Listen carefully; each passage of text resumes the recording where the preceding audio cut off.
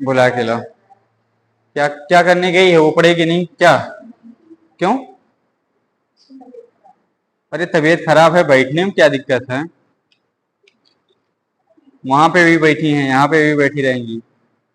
Phone करके बुलाओ, वो मोबाइल चलावेगा।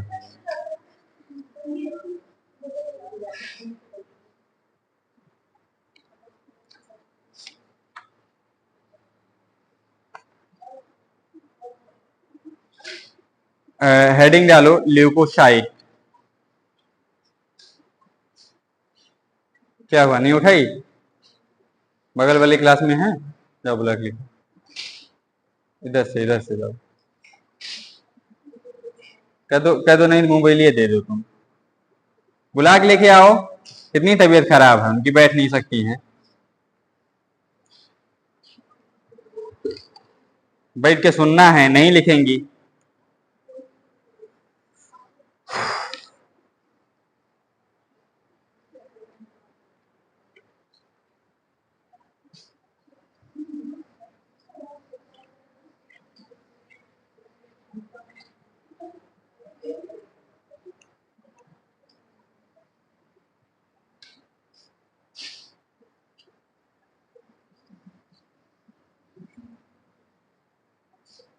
हम जाएंगे, तुम पकड़ के लेके आएंगे बाल।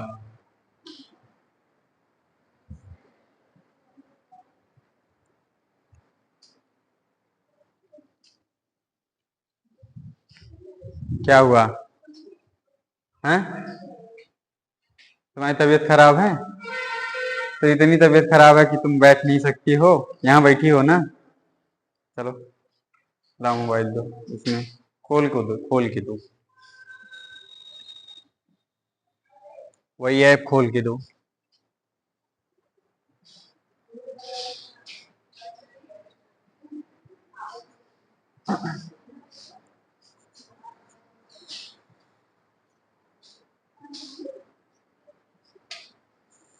हेडिंग डालो ल्यूकोसाइट। ल्यूकोसाइट।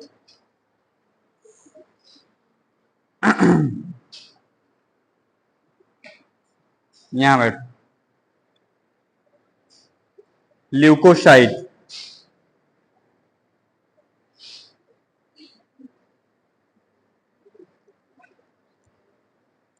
ल्यूकोसाइट डाले?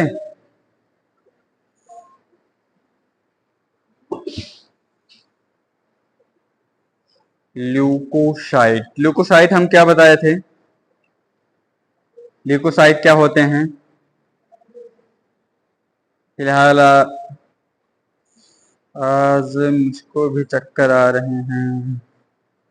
ल्यूकोसाइट इसमें लिखो पहले, उसके बाद फिर समझाते हैं। ल्यूकोसाइट में इस टाइम सब लोग पानी थोड़ा ज्यादा पिया करो, नहीं तो तबीयत खराब होगी, निश्चित है। कम से कम दिन भर में 5 बोतल यानी कि 5 लीटर पानी पियो, कम से कम। ठीक है, दिन भर में कम से कम 5 लीटर पानी पियो।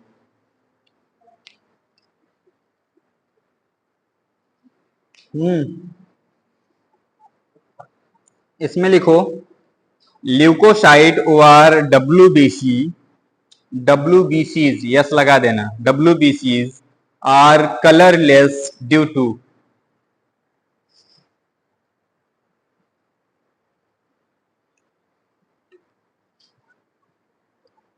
colorless due to absence of hemoglobin,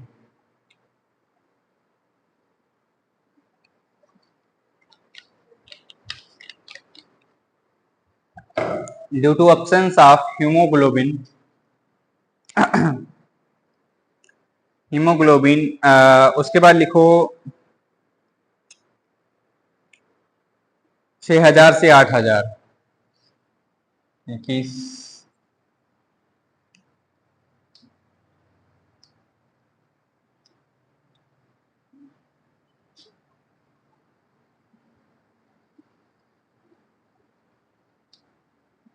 leucocyte.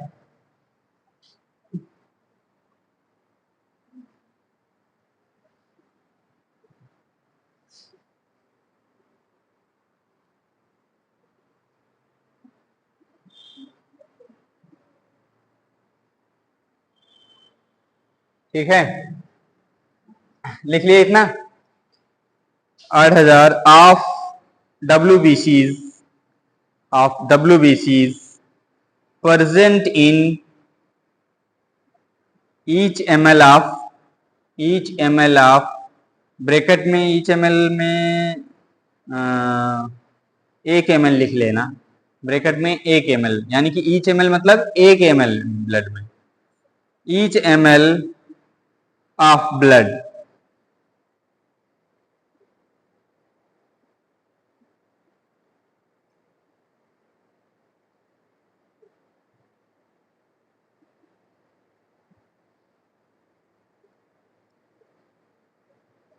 Granule जानते हो, ग्रैन्यूल, राइबोसोम, राइबोसोम कहां पाया जाता है, कहां पाया जाता है, सब लोग बोर्ड पे देखा करो जब हम पढ़ाया करें, ठीक। राइबोसोम कहां पाया जाता है, कहां पाया जाता है, न्यूक्लियस में, प्लाज्मा में। प्लाज्मा कहां पाया जाता है, बताओ बताओ, प्लाज्मा पाया जाता है कहां, हमारे क्या नाम है तुम्हारा, हाँ हाँ, चांदनी, तो पूरी चांदनी रहो, अंधेरी रात नहीं। कहाँ बतिया रही हो, बात ना करो, इधर देखो।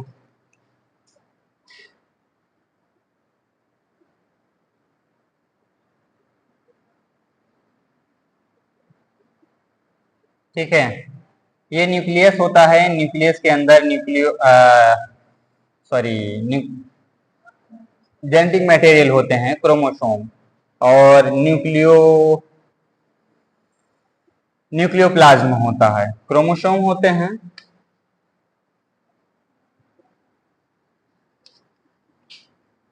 कैसे लिख रहे हैं, क्रोमोसोम होता है और न्यूक्लियोप्लाज्म होता है, न्यूक्लियोप्लाज्म यानी कि केंद्रक द्रव्य जिसको बोलते हैं। यहाँ पे साइटोप्लाज्म होता है, सेल के अंदर, सेल पढ़ा रहे हैं, सेल बता रहे हैं, ठीक। साइटोप्लाज्म होता है फ्लूइड लाइक स्ट्रक्चर, पानी की तरह, जिसको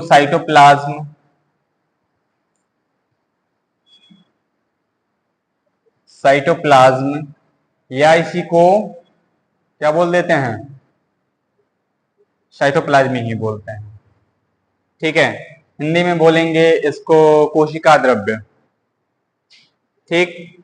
अब राइबोसोम कहाँ पाया जाता है, राइबोसोम साइटोप्लाज्म में इधर उधर बिखरा हुआ है, ऐसे छोटे छोटे ग्रेन्यूल्स की तरह होते हैं, ठीक है, यहाँ पे होते हैं।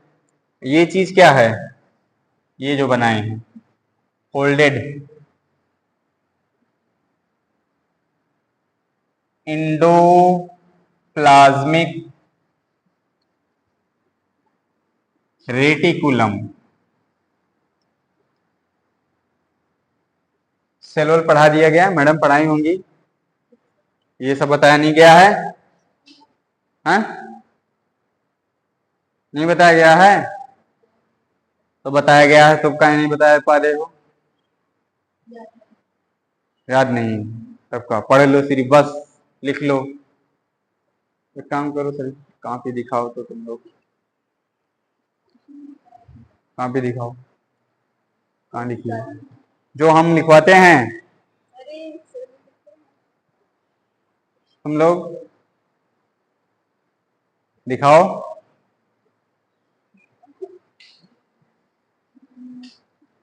दिखाओ, कहाँ लिखती हो, तुम आती हो ना रोज, आती हो, नहीं आते हैं सर, कहाँ लिखे हो, तुम भी आती हो, नहीं आती है, नहीं आते नहीं। ये किस चीज की कॉपी? और हाँ नहीं बना है तुम्हारी? हाँ बैग में है। अच्छा, तुम्हारी? झूठ। ये हम बहुत बोले हैं। कौन सा बैग है तुम्हारा? ये चेक नहीं करेंगे? ये वाला है तुम्हारा?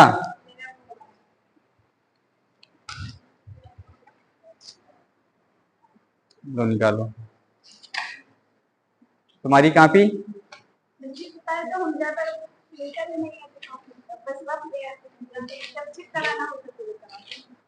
तो रफ लेके आती हो, पहले रफ में लिखती हो, फिर घर पे जाके लिखती हो?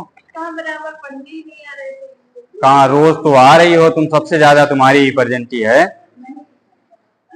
हैं? नहीं क्या? रेस्पिरेशन, रेस्पिरेटरी सिस्टम, ये बीचों में का गायब है?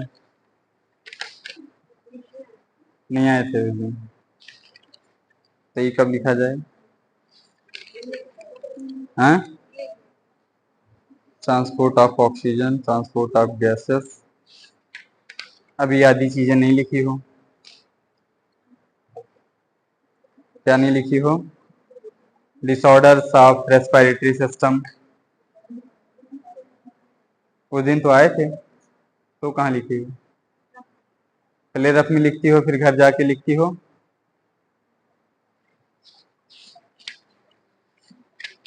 या कलड़ी का सिर्फ लिखा, वो भी आधा अधूरा, लेकिन हाँ काफी बनी है प्रॉपर। इसके आगे क्या है ये मैम?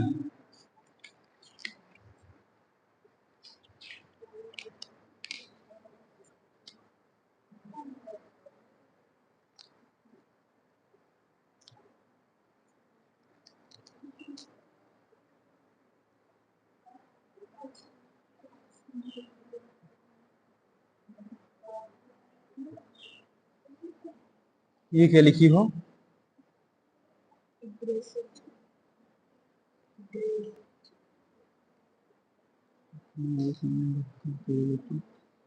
अच्छा, इसको एग्रेसिव जोन बोलते हैं, तो पता ही नहीं था। Associated organ like lips, mouth, toothlets, हमको सही में नहीं पता था। ओरल कैविटी हम जानते हैं, ओरल कैविटी, बक्कल कैविटी जिसको बोलते हैं, माउथ वाला पार्ट। फिर प्लेट, ये क्या है? प्लेट? प्लेट क्या है? Root of the oral cavity called the palate. हाँ तो टंग हो गया, ओरल ग्लैंड हो गई, ओरल ग्लैंड हो गई। ओरल ग्लैंड में कौन कौन सी gland? Structure of salivary gland, structure of salivary gland लिखी हो, या फिगर उगर बना है? नहीं बनवाई है? तब स्ट्रक्चर का मतलब या तो इसको काट दो, सलाइवरी ग्लैंड लिखो। स्ट्रक्चर का मतलब क्या है? स्ट्रक्चर बनाना, यहाँ बना के चिपका दो। अरे पे ना चिपका दिया, आता है एक चिपकाने वाला, हमसे ले लेना, बैग में है। Saliva, composition of saliva, function of saliva, teeth, pancreatic teeth, truth teeth, homodont. चलो बताओ होमोडांट क्या होता है, हेट्रोडांट क्या होता है? हाँ? दांत में होता है, इतना क्लू दे दे रहे हैं। होमोडांट क्या होता है, हेट्रोडांट क्या होता है? हाँ? मैडमों वाली चीज ही आना है यार भैया। होमोडांट, होमो मतलब एक समान, डॉन्ट, डॉन्ट मतलब दांत, और हेट्रो, हेट्रो मतलब हेट्रो मतलब है विषम या फिर असमान।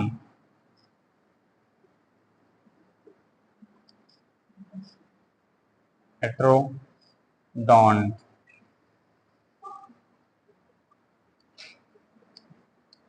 हेट्रोडॉन्ट मतलब दांत।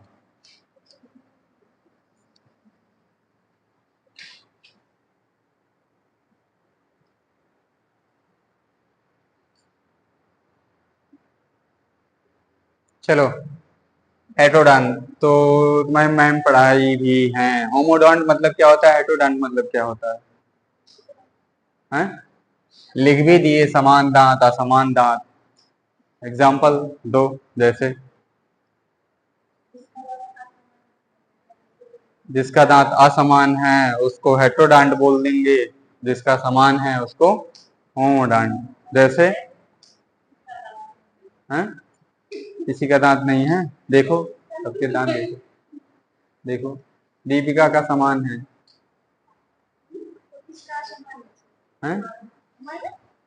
किसी का नहीं समान है, सब लोग हेट्रोडॉन्ट हो। हेट्रोडॉन्ट, हेट्रोडॉन्ट आगे का चौड़ा है, फिर बगल वाला नुकीला है, फिर पीछे वाला उसमें मतलब बड़े बड़े दांत हैं, मोटे दांत है। तो ये हेट्रोडॉन्ट, यानी कि अगर पूछा जाए ह्यूमन किस प्रकार का डेंटेशन पाया जाता है, तो हेट्रोडॉन्ट, हेट्रोडॉन्ट ये ह्यूमन।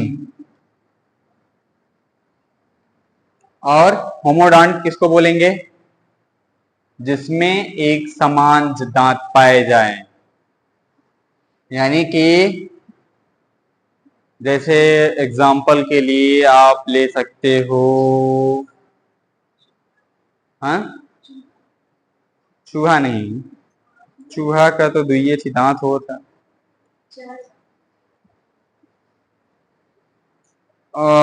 गिरगिट वगैरह का देख सकते हो दांत, उन लोग का एक समान होता है। और भी कई एग्जाम्पल होंगे, तो एग्जाम्पल अपना देख लेना।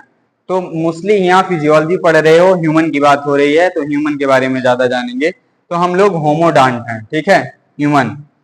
होमोडॉन्ट एक प्रकार का और डेंटेशन होता है। ये तो है on the basis of,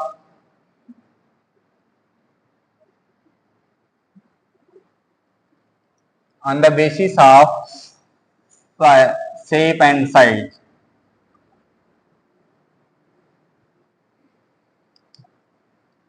on the basis of shape and size, ये शेप और साइज के आधार पे डेंटेशन है। दो प्रकार का, होमोडॉन्ट और हेट्रोडॉन्ट। जिसके दांत के शेप एंड साइज एक समान होते हैं उनको होमोडॉन्ट बोलते हैं। जिनके दांत के shape and size different different होते हैं, यानी कि कोई कोई चौघर है, कोई, पढ़े हो ना, मतलब इंसीजर, कैनाइन, प्रीमोलर, मोलर, ठीक है, तो अलग अलग शेप साइज के होते हैं, तो उन्हें हम हेट्रोडॉन्ट बोलते हैं। तो ह्यूमन क्या है? ह्यूमन क्या है? हेट्रोडॉन्ट। अरे हम तक सुनाई दे, इतना तेज बोलो। ह्यूमन, ह्यूमन हेट्रोडॉन्ट है। फिर एक और डेंटेशन होता है on the basis of,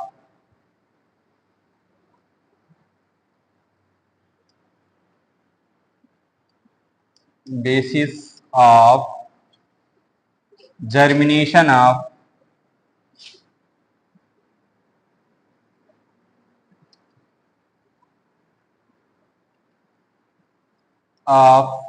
teeth, ठीक है, on the basis of germination of tooth. ये भी दो प्रकार का होता है, दो क्या तीन प्रकार का होता है। एक हो जाता है आपका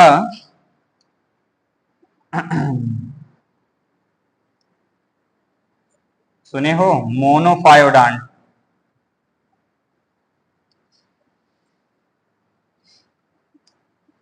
मोनोफायोडांट। दूसरा हो जाता है डाईफायोडांट।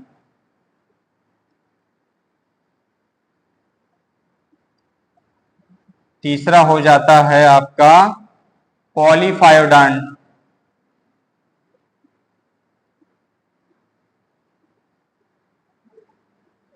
पॉलीफायोडांट। अब इनके मतलब क्या होंगे, पीछे कहां देख रही हो? Monophyodont, diphyodont, polydont on the basis of germination of teeth. तो मोनोफायोडांट क्या होंगे, डाइफायोडांट क्या होंगे, पॉलीफायोडांट क्या होंगे?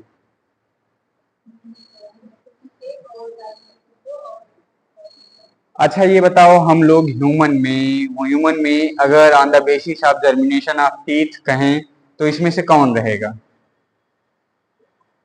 तीनों में से कौन रहेगा? हैं? क्यों?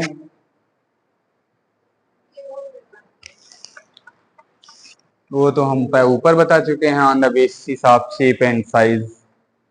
दो प्रकार के होते हैं, जिसमें से होमोडांट एक हेटेरोडांट, तो ह्यूमन में हेटेरोडांट होता है। इसमें बताओ, इसमें हम बता रहे हैं on the basis of germination of teeth, monophyodont, diphyodont और पॉलीफायोडांट। बताओ, मैडम जी तुम्हारी पढ़ाई है,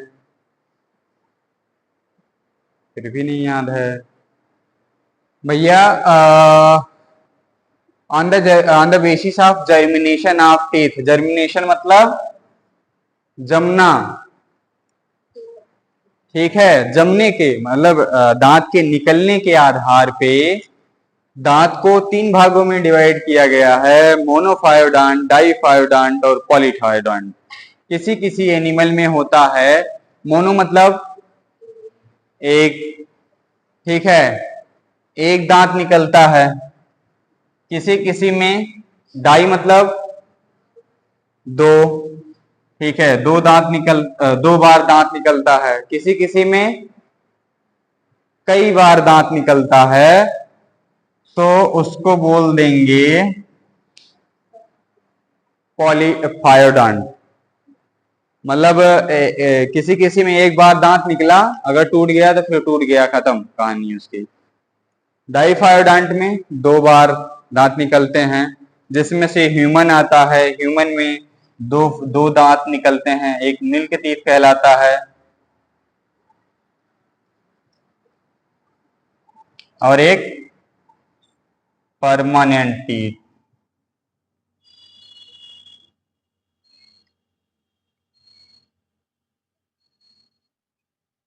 समझ में आया?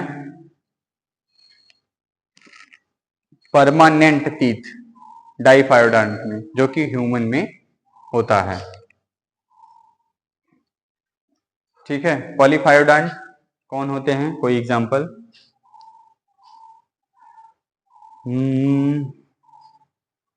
मेंढक, मेंढक के दांत जो होते हैं वो टूटते रहते हैं, निकलते रहते हैं, टूटते रहते हैं, निकलते रहते हैं, यानी कि उनमें कई बार दांत निकल सकते हैं। दांत टूट गया फिर निकल आएगा, फिर टूट गया फिर निकल आएगा, ठीक है। इसका एग्जाम्पल है फ्रॉग, हो जाएगा फ्रॉग, ठीक है। मोनोफायोडांट में आपके काऊ, गाय वगैरह आ गए, गोट। बफेलो की स्पेलिंग क्या होती है, इसीलिए तो हम लिखे नहीं, क्योंकि स्पेलिंग हमको पता नहीं थी। हाँ भैंस होता है, भैंस लिख दें हिंदी में,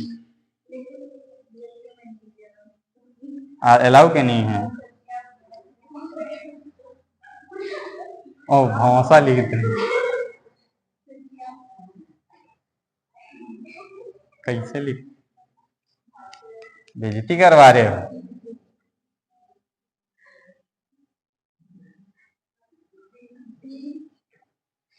ये रहेगा आए,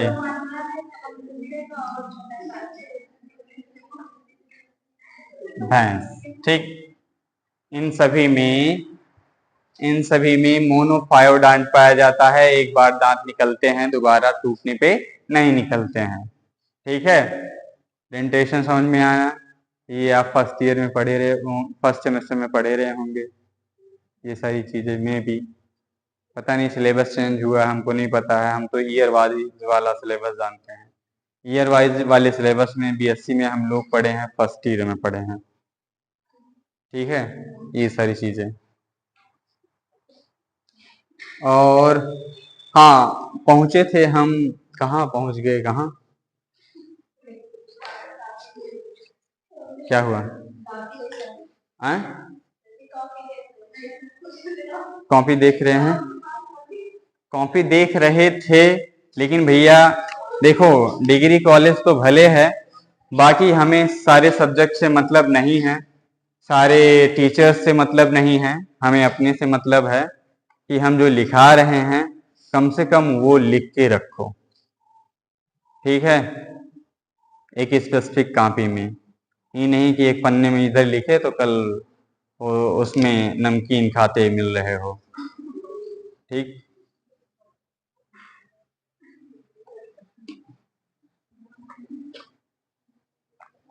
समझ में आया? ये समझ में आया?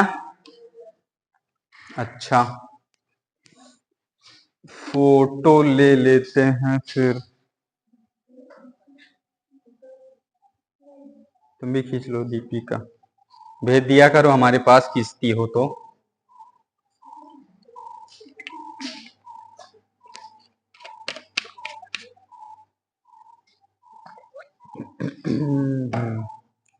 चलो, हम भटके कहाँ से थे? ल्यूकोसाइट में आपका आया था एक WBC present in each ml of blood. फिर कहाँ से हम चले गए थे? राइबोसोम के पहले ग्रैन्यूल्स की बात किए थे, ग्रैन्यूल्स, ग्रैन्यूल्स की बात किए थे।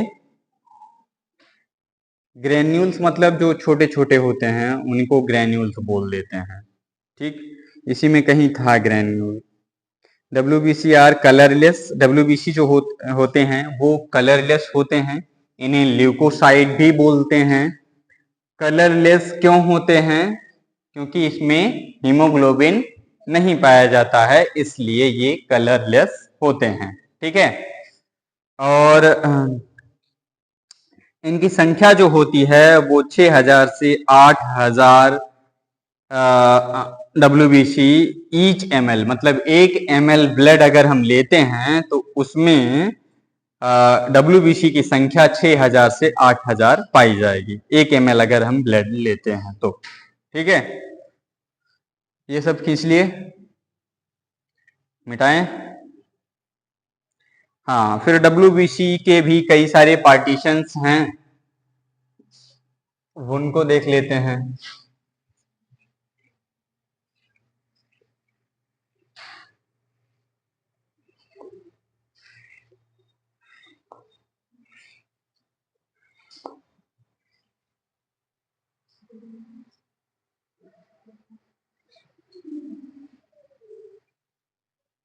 WBC के पार्टीशंस हैं, कौन कौन से हैं बताओ? WBC में कौन कौन से पाए जाते हैं?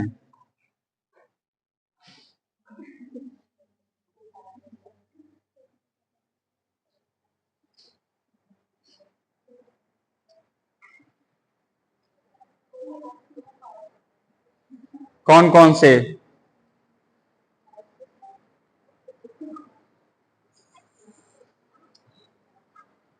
हाँ, ग्रेन्यूल की बात यहीं से तो आई थी, ग्रेन्यूल की बात। एक अगर WBC जो होता है,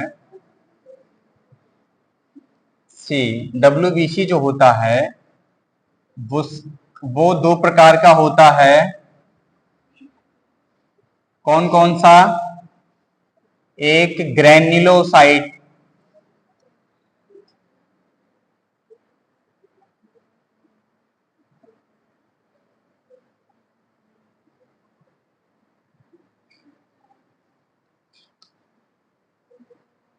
ग्रेन्युलोसाइट्स, क्या बतिया रहे हो?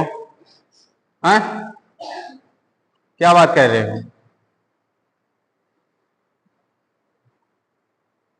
शांति बोर्ड पे देखो, ग्रेन्युलोसाइट और एक ग्रेन्युलोसाइट।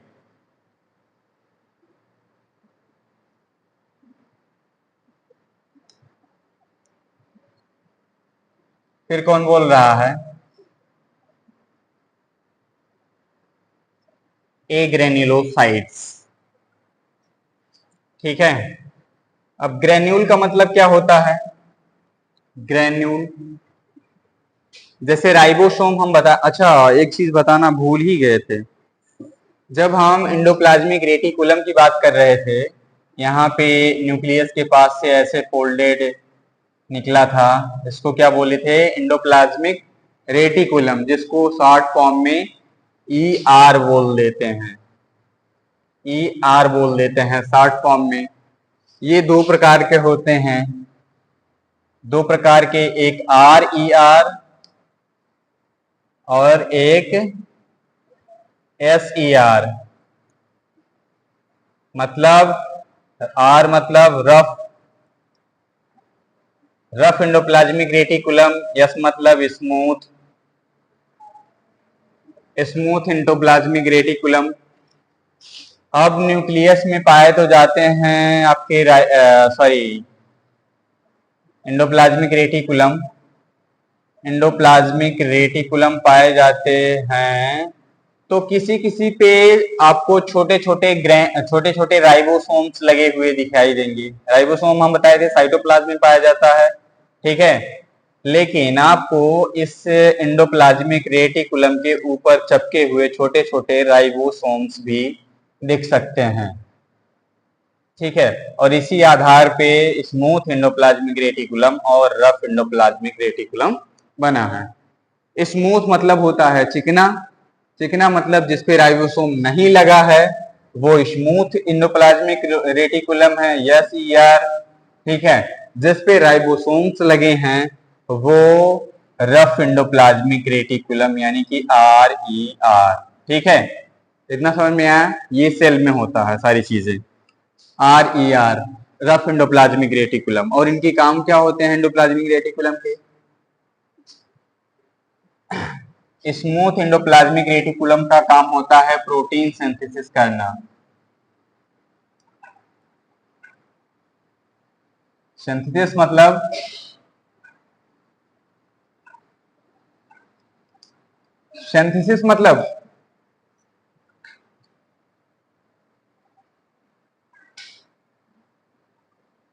सॉरी उल्टा लिख दिए हैं।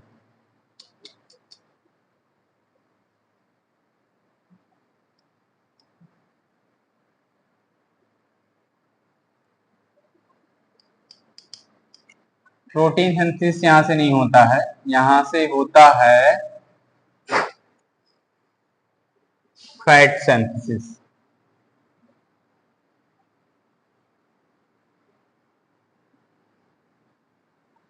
फैट सिंथेसिस, ठीक है। आर से रफ से प्रोटीन सिंथेसिस होता है, यानी कि राइबोसोम जहां पे पाया जाएगा वहां पे प्रोटीन सिंथेसिस होगी, और जहां पे राइबोसोम नहीं पाया जाएगा जिस भी एंडोप्लाज्मिक रेटिकुलम पे, उसको स्मूथ एंडोप्लाज्मिक रेटिकुलम बोलेंगे और उस पे फैट सिंथेसिस होगी। फैट जानते हो? What do you mean about fat?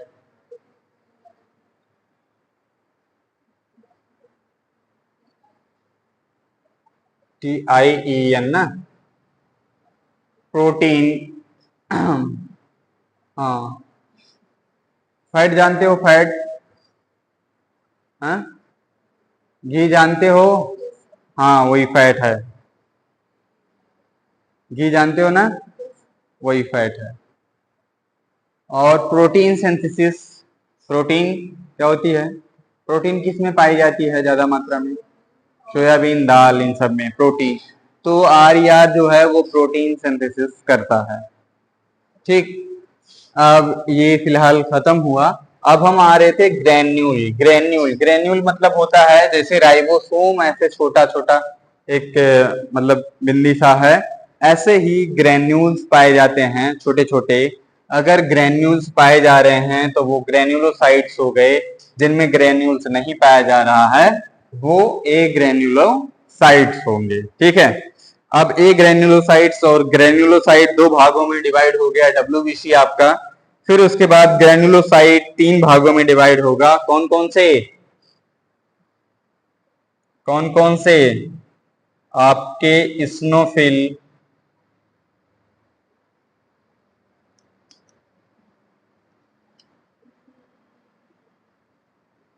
स्नोफिल्स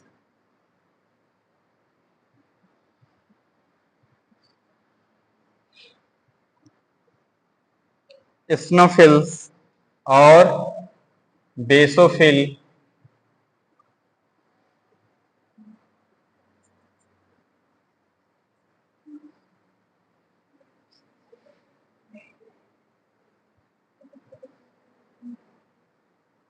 basophil और न्यूट्रोफिल।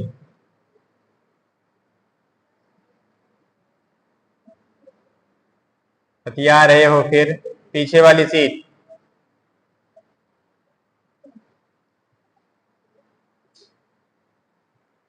बतिया रहे थे ना? हाँ, पीछे वाली सीट वाले ही। नहीं सर जी, न्यूट्रोफिल। ठीक है।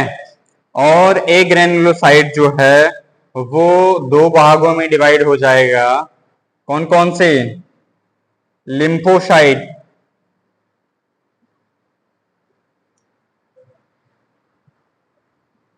लिम्फोसाइट और मोनोसाइट।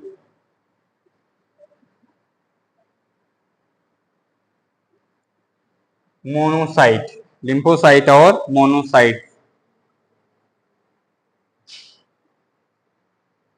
ठीक,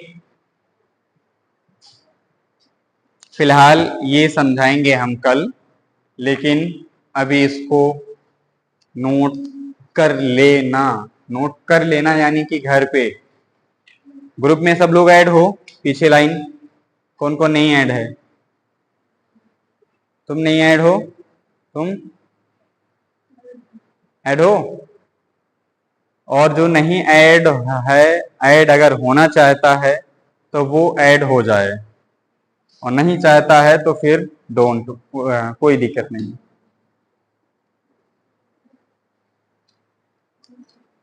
ठीक, इसको लिख लेना।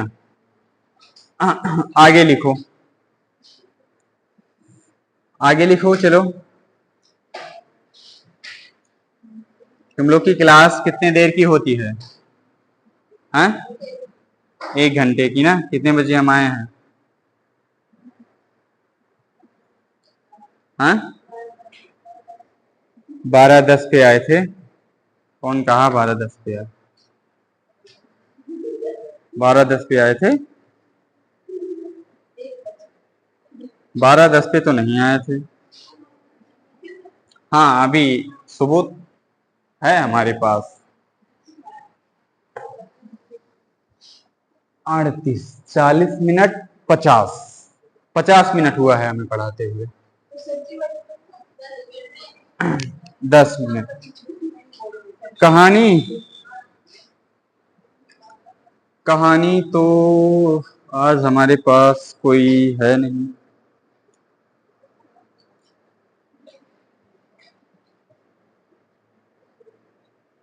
कहानी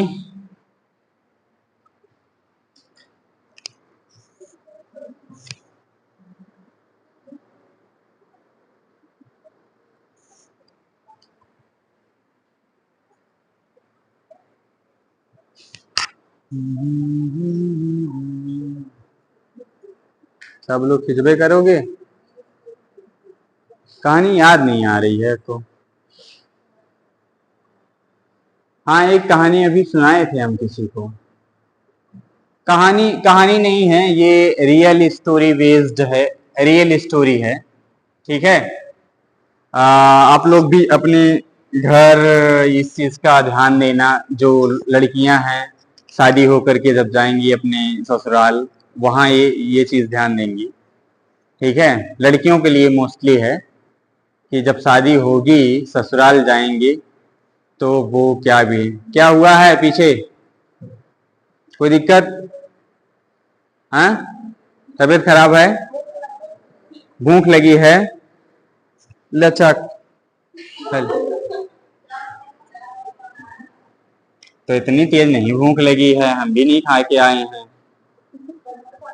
जल्दी जल्दी मुकेश सर जी पहुंच गए, भाग भाग लिए, खाए नहीं। फिलहाल सुबह खाते।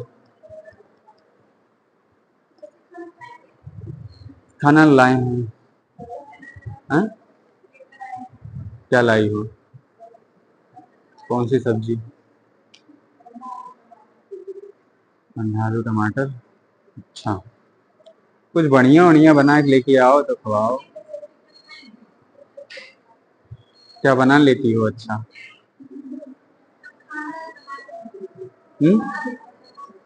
सब चीज क्या अच्छा बनाती हो?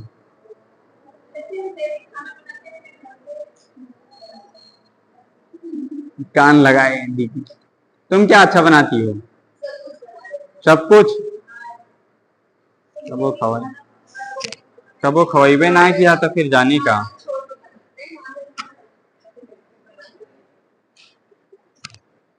हमको भी सब पसंद है, जो मिल जाता है खा लेते हैं। कोई खास चॉइस नहीं है कि हाँ ये चीज चाहिए।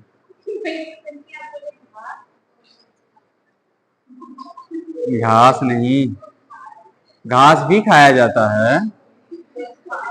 साग जो खाते हो तो घास है तरह का। चलो, कहानी सुनाए थे हम। रियल स्टोरी बेस्ड है। जल्दी कहानी खत्म करें, अब जाएं। हो गया। क्यों? तुम लोग के हिसाब से चलेंगे? हैं? कायदा नौ तो नौ, पली तो पली, तथा पली। तुम लोग के हिसाब से चलेंगे?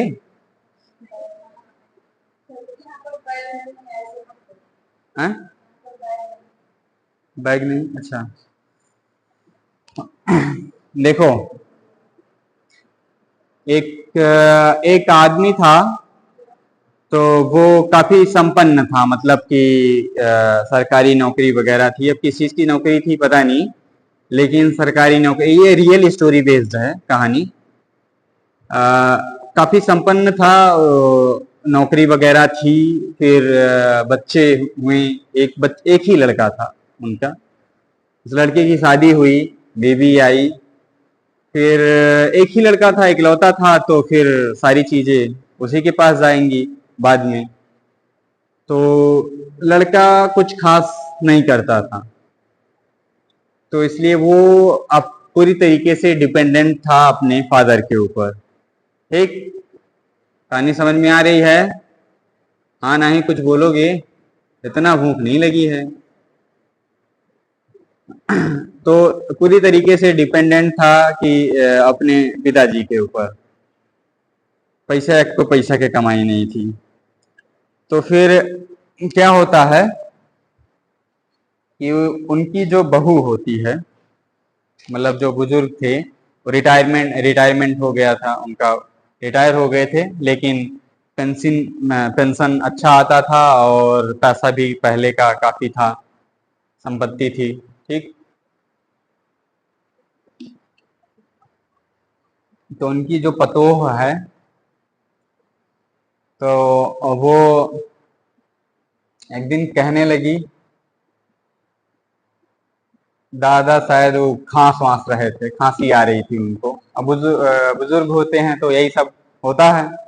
ठीक है? खांसी आ रही थी, तो अपने हस्बैंड से शायद कही कि यहीं बैठा रहा थी दिन भर खटिया पे, दिन भर खसिए बैठ के, बस और कोनो काम ना है बा, ना कुछ करेगा ना कुछ धरेगा। ऐसे कही। अब वो दादाजी को बात बड़ी तगड़ी से लग गई, चोट लग गई बहुत तेजी से। ठीक है? तो वो क्या किए, अपने बेटवा पतोहुताएं टिकट बुक किए और टूर का प्लान किए पूरा। फिर बोले कि जाओ तुम लोग, बहुत दिन से नहीं कहीं गए हो, जाओ घूम आओ। अब बाप को पैसा था, उन लोग को घूमना था, बड़े खुश हुए, चले गए घूमने वो लोग।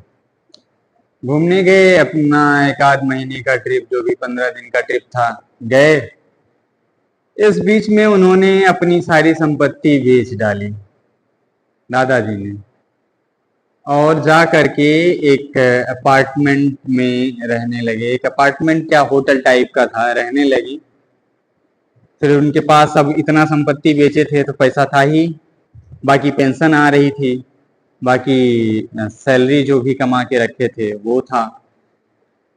तो वो जो चीज़ें ऑर्डर करते थे ऑर्डर हो जाता था। कपड़ा धुलने के लिए अलग था सब, मतलब व्यवस्था थी वहाँ पे जहाँ पे रहने लगे। पैसा दे देते थे उस चीज़ के लिए, कपड़ा धुलने के लिए, खाने के लिए, हर चीज़ के लिए दे देते थे। आराम से मस्त रहने लगे वहाँ। फिर इनके इनके बेटे और इनकी पतोह आते हैं घर पे, तो पता लगता है कि हमारा घर ही नहीं है, किसी दूसरे का अधिकार है।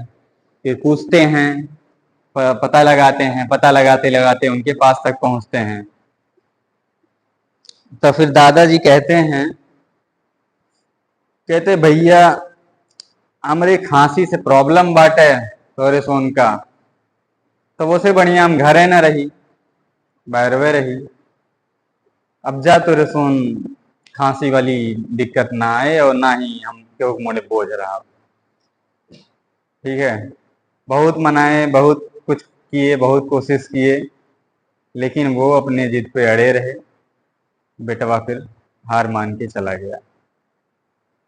ठीक, तो ये लड़कियों के लिए सलाह है कि अपने मायके, सॉरी मायके नहीं, ससुराल अगर जाएं तो ससुराल को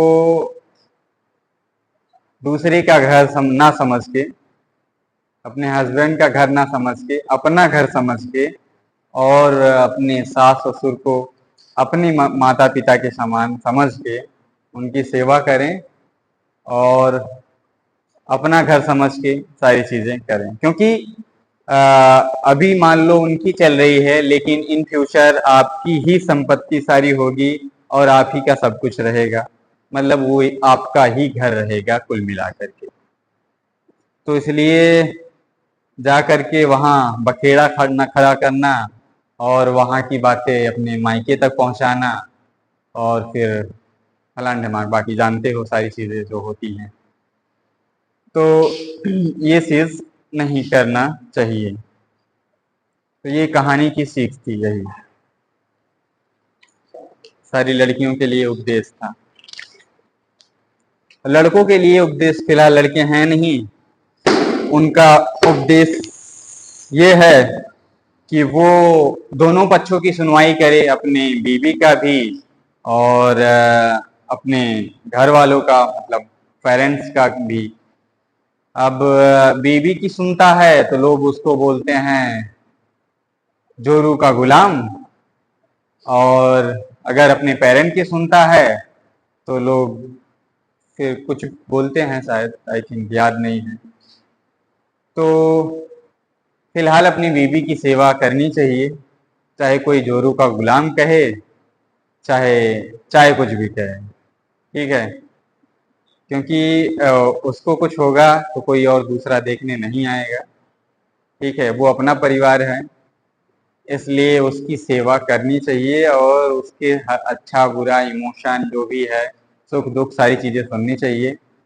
हाँ, ये अलग बात है कि माता पिता के को भी खुश करने के लिए ऊपर से डांट दे, फिर बाद में समझा दे कि हाँ उन लोग के लिए किए हैं, तो ये सारी सीख है।